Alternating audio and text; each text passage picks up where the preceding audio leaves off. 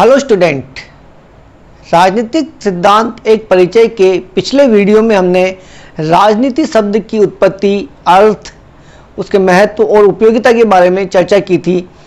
जटिल विषय को सामान्य और सरल रूप से प्रस्तुत करने की कोशिश करी थी। आज हम लोग राजनीतिक सिद्धांत हम क्यों पढ़ते हैं, क्या पढ़ते हैं राजनीतिक सिद्धांत में, और राजनीतिक सिद्धांत को हमारे व्यवहार में उतारना क्यों आवश्यक है का अध्ययन करेंगे। देखिए, राजनीतिक सिद्धांत नीतियों और विचारों का एक ऐसा दर्पण होता है जो हमारे सामाजिक जीवन, हमारी सरकार और हमारे संविधान का प्रतिबिंब हमारे सामने प्रस्तुत करता है। हम लोग किसी फंक्शन में जाते हैं, विद्यालय, कार्यालय में जाते हैं तो अपने आप को तैयार करते हैं। फिर हम लोग दर्पण के सामने खड़े होकर निहारते हैं कि हमारे में क्या कमी रह गई है, क्या हमारे बाल सही ढंग से संवरे हुए हैं, क्या हमारी कॉलर सही ढंग से है, या कपड़े अच्छे हैं। हम लोग अच्छा बनने की और दिखने की कोशिश करते हैं। इसी प्रकार से जो राजनीतिक सिद्धांत है वो एक ऐसा दर्पण है जिससे हमारे सामाजिक जीवन को, हमारी सरकार को और हमारे संविधान को अच्छा बनाने के लिए, पुरस्कृत करके लागू करने के लिए एक माध्यम के रूप में उपस्थित होता है। राजनीतिक सिद्धांत रूपी दर्पण में देखकर एक प्रतिबिंब के रूप में हम लोग सामाजिक जीवन को आपस में वार्ता करके सुधार सकते हैं। हमारी सरकार की नीतियों की आलोचना और समालोचना करके हम लोग सरकार की अच्छाई और बुराई को देखकर सरकार को अच्छे कार्य करने के लिए प्रोत्साहित कर सकते हैं, या उसकी बुराई करके उन नीतियों को जो सही नहीं है, स्पष्ट नहीं है, उनके ऊपर पुनर्विचार करने के लिए भी हम लोग मजबूर कर सकते हैं। उसी प्रकार से अगर हम लोग संविधान की बात करें तो संविधान के अंदर कुछ नीतियां ऐसी होती है, कुछ विचार ऐसे होते हैं जो कि सरल रूप से स्थापित नहीं हो पाते हैं, तो उनको संविधान संशोधन के माध्यम से हम लोग उसको सही कर सकते हैं और एक अच्छा लोकतंत्र दे सकते हैं। यदा कदा हम लोग देखते हैं कि देश में कहीं पे आंदोलन हो रहा है, कहीं विरोध हो रहा है, सरकार की नीतियों के ऊपर मंथन करने के पश्चात पब्लिक जब देखती है कि जनहित की बात नहीं कर रही है तो आंदोलन किया जाता है। जब सरकार विकास की बात करती है या विकास करती है तो पब्लिक उसकी तारीफ करती है, और जब खराब कार्य होते हैं, अच्छी नीतियां नहीं होती है, तब उसकी आलोचना भी की जाती है। अब बात करते हैं कि संविधान क्या है। देखिए, भारतीय संविधान एक ऐसा लिखित दस्तावेज है जो कि मूल सिद्धांतों और स्थापित नजीरों का एक समुच्चय है, जो कि हमारे राजनीतिक व्यवस्था, सामाजिक व्यवस्था, कानून व्यवस्था और न्याय व्यवस्था को वहाँ पे परिलक्षित करता है और प्रतिस्थापित करता है। अब देखा जाए तो जो मूल कर्तव्य हैं, मूल अधिकार हैं, समानता है, स्वतंत्रता है, धर्मनिरपेक्षता है, न्याय है, लोकतंत्र है, इस प्रकार से जो भी हमारे नैतिक मूल्य हैं उन सब की रक्षा का दायित्व भी राजनीतिक सिद्धांत के ऊपर ही आता है। भारतीय संविधान के निर्माण के अंदर प्राचीन चिंतकों जैसे अरस्तु, प्लेटो से लगाकर महात्मा गांधी, रूसो, B.R. अम्बेडकर साहेब, इन सब के विचारों का समावेशन किया गया है। देखिए, अरस्तु उनके विद्यार्थियों के साथ चर्चा करते थे कि राजतंत्र अच्छा है या लोकतंत्र, यानी कि बहुत प्राचीन समय के अंदर ही इसके ऊपर चर्चा की जाने लगी थी। हमारे संविधान में स्वतंत्रता, समानता और धर्मनिरपेक्षता को अमल में लाए जाने के इतने प्रयास करने के बावजूद भी कभी कभी यह विचार आता है कि क्या स्वतंत्रता वास्तव में मिली है, क्या लोकतंत्र की स्थापना सही ढंग से हो पाई है। हम लोग देखते हैं कि जो राजनीतिक विषय होते हैं या राजनीतिक रूप से हमें समानता मिली होती है, लेकिन कहीं कहीं आर्थिक और सामाजिक समानता हमारे को नहीं मिलती है। व्यक्तियों को राजनीतिक लाभ लेने के लिए या राजनीति में हिस्सा लेने के लिए समानता का उनमें भान हो पाता है, समानता महसूस की जा सकती है, लेकिन आर्थिक दृष्टि से और सामाजिक दृष्टि से हम लोग समानता को महसूस नहीं करते हैं। कई बार हम देखते हैं कि कुछ ऐसे परिवार होते हैं जो कि अपना भरण पोषण पूरी तरह से नहीं कर पाते हैं, तो उनके बच्चे शिक्षा के अधिकार से भी महरूम रह जाते हैं, क्योंकि उनके छोटे बच्चों को या तो भेड़ बकरियों को चराने के लिए, पशु को चराने के लिए या खेत पर ले जाया जाता है या भेज दिया जाता है, या फिर छोटे बच्चों को रखने के लिए भी कई बार बालिकाओं को घर पर रखा जाता है। तो यहाँ पर यह विषय आता है कि क्या समानता का यहाँ पर पूरा उपयोग हो रहा है, क्या समानता हमें मिल पा रही है। हालांकि संविधान के अंदर स्वतंत्रता की गारंटी दी गई है, लेकिन दिन प्रतिदिन हम लोग नई नई व्याख्याओं का सामना करते हैं। हमारे समाज के अंदर जब कोई चुनौती आती है तो उसके अधिकार के रूप में या किसी प्रकार के न्याय के रूप में नई व्याख्या बना दी जाती है। कई प्रकार के नए नियमों को तोड़ मरोड़ कर प्रस्तुत किए जाते हैं। आजीविका के अधिकार को जीवन के अधिकार के रूप में प्रतिस्थापित करने के लिए भी न्यायालय की शरण लेनी पड़ी और न्यायालय ने उसकी एक अलग से व्याख्या की है। इस प्रकार से हम देखते हैं कि संविधान के अंदर जीवन के हित को देखते हुए या जनहित को देखते हुए नई नई व्याख्याओं का समावेश होता है, नई व्याख्या की जाती है। देखिए, स्वतंत्रता के भी अलग अलग मायने निकलते हैं। हम लोग आज़ादी को कुछ हटके भी देख सकते हैं। एक उदाहरण लेते हैं कि सूचना और जनसंचार की तकनीकी की आज़ादी। अब देखिए, इस तकनीक के माध्यम से, इंटरनेट के माध्यम से दूर दूर के इलाके में रहने वाले व्यक्तियों की हम लोग हेल्प कर सकते हैं, उनके लिए विकास के रास्ते खोल सकते हैं, उनके विकास की बात सोच सकते हैं और जंगलों के ऊपर नियंत्रण कर सकते हैं। जंगली जानवरों की रक्षा की जा सकती है या कई प्रकार के जो विकास के माध्यम होते हैं वो जनजातियों के लिए भी हम लोग खोल सकते हैं।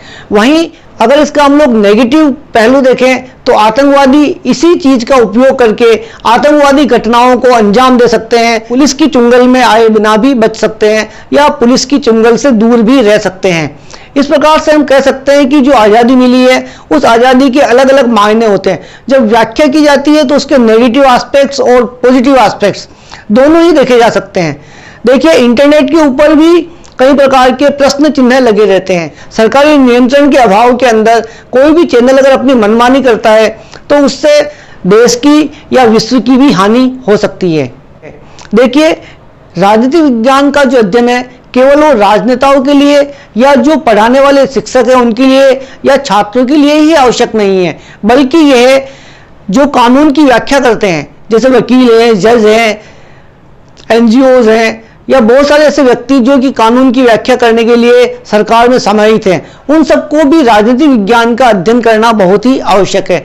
हम लोग गणित पढ़ते हैं, विज्ञान पढ़ते हैं, पर क्या गणित पढ़ने का मतलब यह जरूरी नहीं है कि हम लोग इंजीनियर ही बने।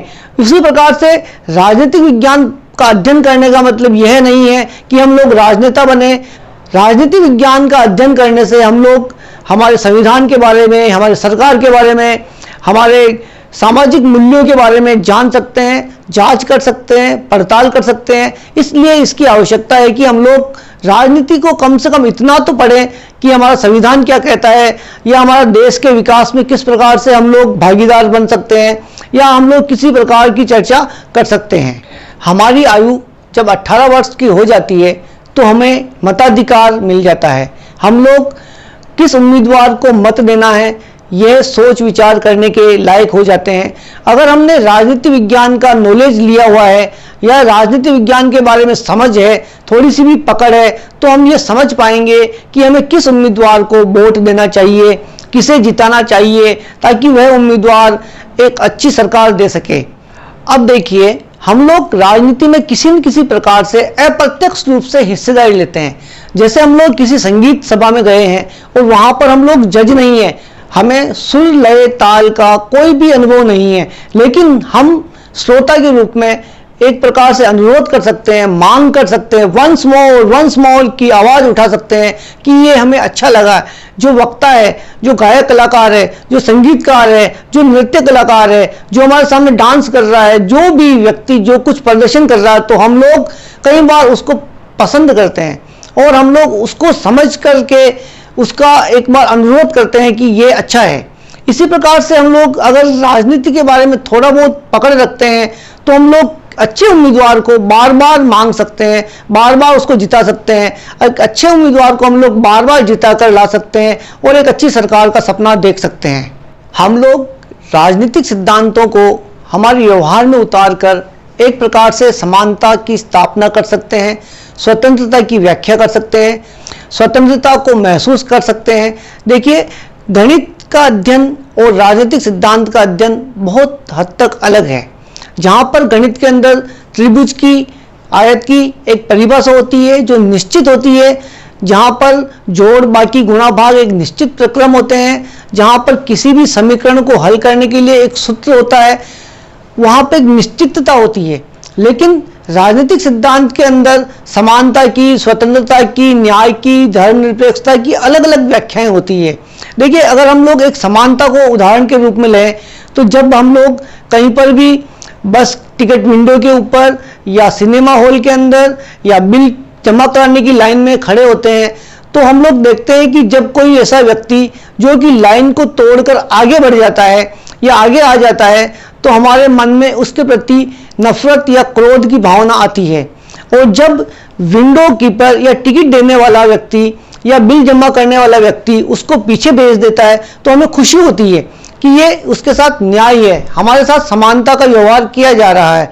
लेकिन वहीं अगर कोई भी ऐसा दिव्यांग व्यक्ति होता है जो कि लाइन में खड़ा नहीं रह पाता है, ऐसी स्थिति जब आती है तो हम चाहते हैं कि वो व्यक्ति आगे जाकर अपना काम कर ले, चाहे हम लोग भी उसके लिए उतनी ही कीमत चुका रहे हैं, क्योंकि उसके प्रति हमारे अंदर एक भावना आती है, एक न्यायिक समानता का व्यवहार आता है कि वह व्यक्ति चूंकि दिव्यांग है, उसको परेशानियों की सामना करना पड़ रहा है, इसलिए उसको अवसर पहले मिलना चाहिए। तो यहाँ पर समानता की व्याख्या अलग अलग हो जाती है। इसी प्रकार से हम लोग देखते हैं कि जब कोई गरीब व्यक्ति होता है और वह अपने बच्चों का लालन पालन सही ढंग से नहीं कर पाता है, जब उसके घर में 2 वक्त की रोटी भी नहीं नसीब हो पाती है, तब हमारे मन में आता है कि कहीं न कहीं यहाँ पे सामाजिक असमानता हो रही है। इस प्रकार से हम देखते हैं कि समानता की जो व्याख्या है या परिभाषा है वो परिस्थिति और समय के अनुसार बदल जाती है। जब हम लोग लाइन में एक कतार में खड़े होते हैं तब समानता का हमें अधिकार होता है, हम लोग चाहते हैं कि हमें समानता मिले, कोई भी व्यक्ति आगे या पीछे ना हो, समान रूप से अपने नियम से या अपने क्रम से उसको फायदा मिले। लेकिन वहीं जब कोई भी दिव्यांग व्यक्ति आता है तब हम चाहते हैं कि उसको एक विशेष सुविधा मिल जाए।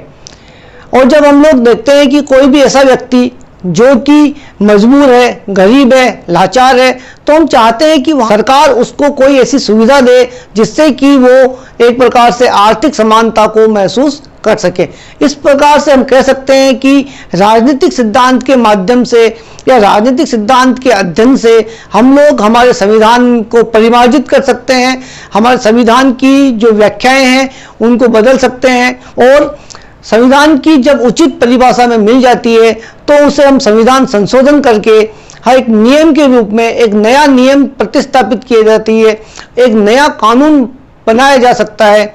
निष्कर्ष के रूप में हम कह सकते हैं कि राजनीतिक सिद्धांत के माध्यम से या राजनीतिक सिद्धांत के अध्ययन के द्वारा हम लोग हमारे मानवीय मूल्यों की स्थापना कर सकते हैं और संविधान को प्रतिस्थापित करके देश हित व जनहित की बात कर सकते हैं और देश को आगे बढ़ा सकते हैं। इस अध्याय के प्रश्नोत्तर परीक्षा की दृष्टि से बहुत ही इम्पोर्टेंट है, महत्वपूर्ण है। हम अगले वीडियो में उन प्रश्नों के ऊपर चर्चा करेंगे। जय हिंद।